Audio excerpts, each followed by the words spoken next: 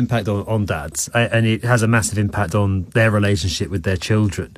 But you touched on it there, Elliott, as well. I mean, it also means that a lot of the parenting burden falls on mums. It's not good for anybody.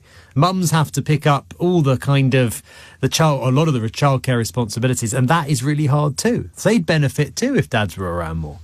Exactly. And, this really does start from the very beginning. And I think part of the poor paternity leave, it does contribute to unequal relationships. We know that in around 75% of working families now, they're dual income, mum and dad work. And actually, in the UK, around 26% of those relationships, women actually out-earn their partners.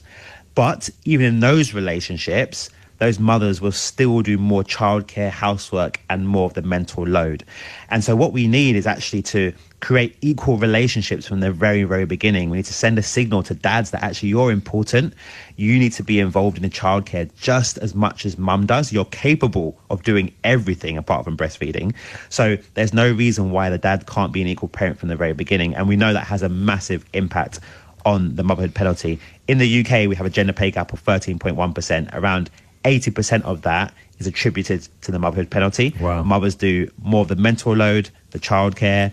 The schools are more likely to ring the mum. The mum's more likely to stay home when the child is sick. The mum's more likely to get the clothes ready, do all of that stuff. And I think it's time now, and we are in a place in society where actually dads are saying, do you know what? For my happiness and my longevity and my health, actually, I want a better balance in my life. It's going to help my relationship.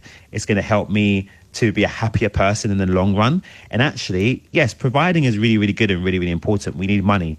But for a lot of men, they've realized that we also want close relationships. Yeah. We don't want our children to get older and not know who we are. We want to build those foundations from the very beginning, and that starts with paternity leave. It starts with flexible working from the very beginning as well. Just last year, I mean, I've been banging on about this for ages, long before, just for the record, I found out my wife was pregnant. It's not pure self-interest. But even I was pretty surprised, maybe naively, perhaps, to read this finding today that more than 1 in 3 parents that have ended up breaking up believe that the paternity leave, or the lack of it, played at least a part in their breakup. 69% of single parents saying that the lack of paternity made it harder and had a negative impact on their relationship. I mean, it's, I knew it affected dad, I knew it affected mums, but that's a really stark indication of the role this is playing in tearing families apart.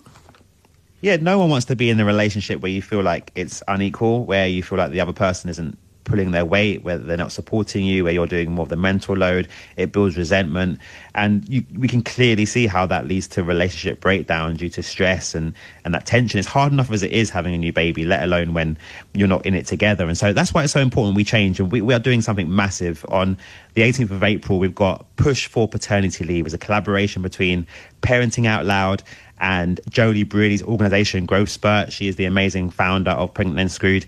And we are taking to the streets. We've got hundreds of dads that are going to be with their prams, walking through Trafalgar Square, pushing for paternity leave, calling for the government to increase to at least 6 weeks pay at 90%, to really champion flexible working. And I think that's going to have a massive impact on this parental leave review that's completing in 2027. I've got a podcast called To Be a Boy, and we had Keir Starmer on, the Prime Minister, a few weeks ago. And he basically said, look, they haven't got much money, and whoever shouts the loudest is going to get what they want. And so we have to make more noise. We have to shout about this.